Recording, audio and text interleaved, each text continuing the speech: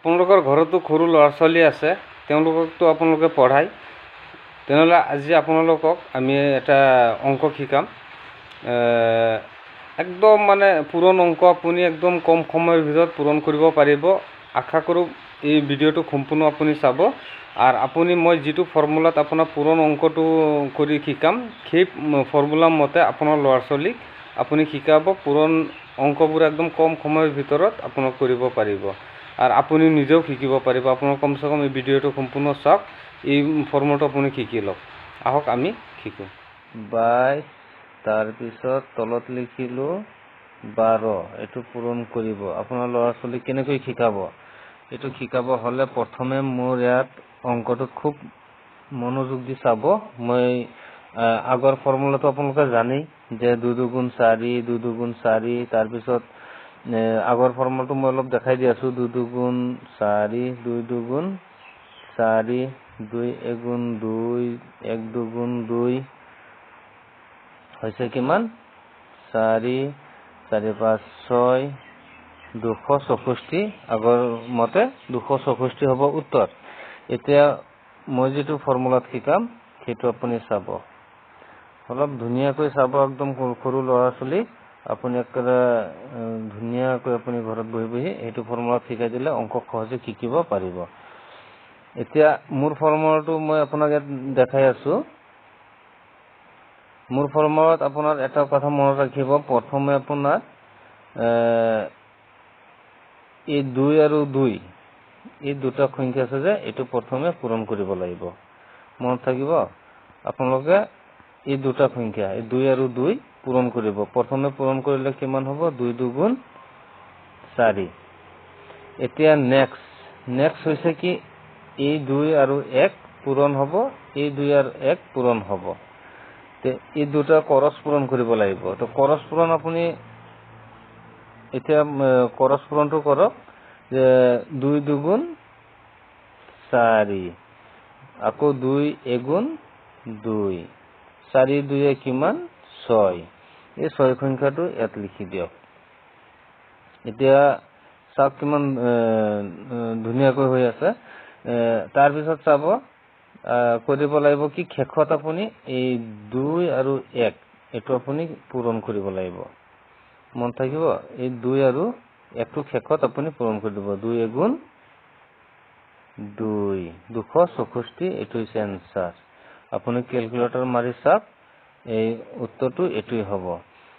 মই আৰু এটা অংক শিকাই আছোঁ। এইটো 2 লাইনৰে, 3 লাইনৰ অংকটো এতিয়া নিশিকাওঁ, আপোনালোকে এইটো আগত শিকি লওক।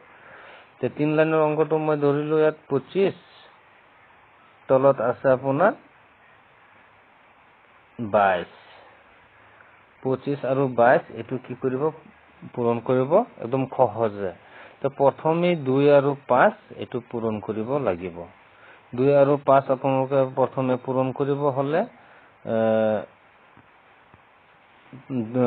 2 5 গুণ 10, 10ৰ 0 হাতত 1। এতিয়া আপোনাৰ কৰচ পূৰণ কৰিব লাগিব। কৰচ পূৰণ কৰি যোগ কৰিব লাগিব। তো কৰচ পূৰণ এতিয়া কেনে কৰোঁ চাওক। 5 2 10, তাৰপিছত হৈছে 2 2 4, 14, 14 15।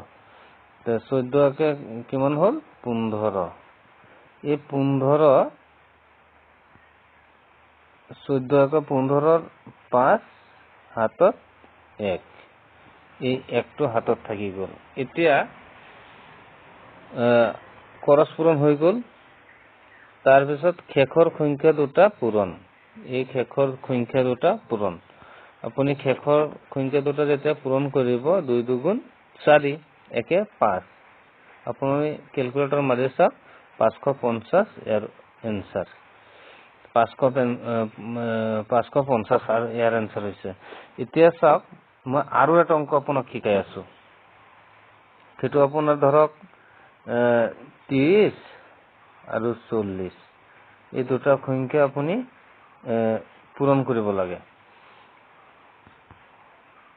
এই দুটা সংখ্যা আপুনি পূৰণ কৰিব।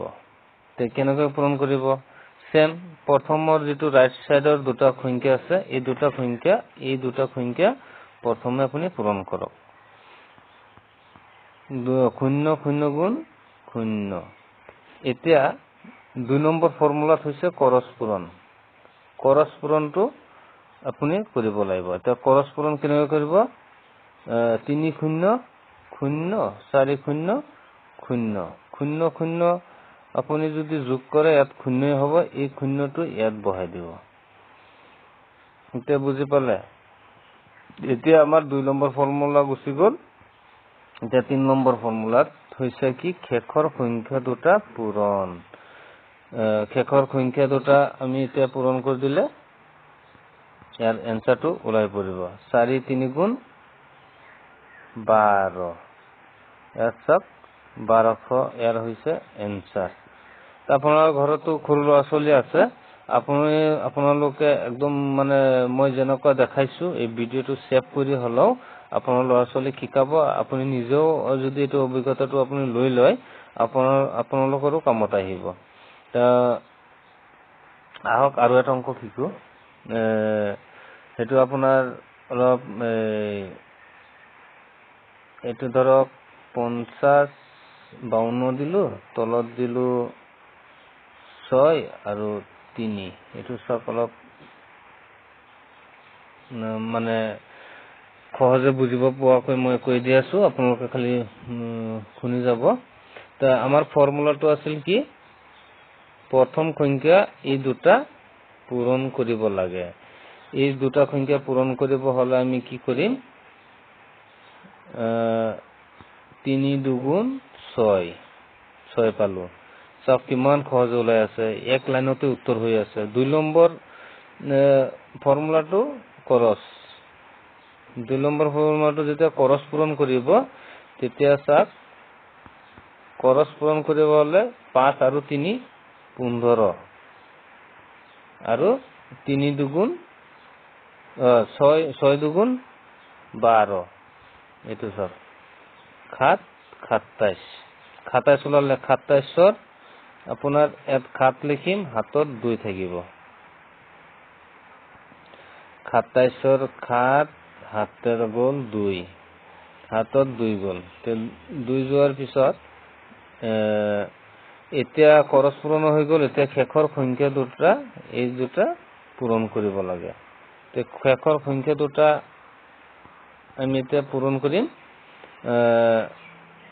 6 5 গুণ 30 30 2 32 32 2 এক হ'ব 3 মানে 3256 হ'ব ইয়াৰ এনসাৰ বুজি পাইছে না প্ৰথম সংখ্যা দুটা চাও 3 2 গুণ 6 আমি 6 পালো তাৰ পিছত আমি কৰছ পূৰণ কৰিম 5 3 গুণ 15 আৰু 6 2 গুণ 12 12 আৰু 15 কিমান হ'ব 12 আৰু 15 12 24 25 26 27 27 7 হাতত থাকিলে 2 এতিয়া 5 6 গুণ 30 30 আৰু 2 32 আমি ইয়াত লিখি দিলো উত্তৰটো হৈ গল আশা কৰিছো আপোনালোকে বুজি পাইছে ঠিক তেনেদৰে আপোনালোকৰ ল'ৰা ছোৱালীক আপোনালোকে শিকাব ধন্যবাদ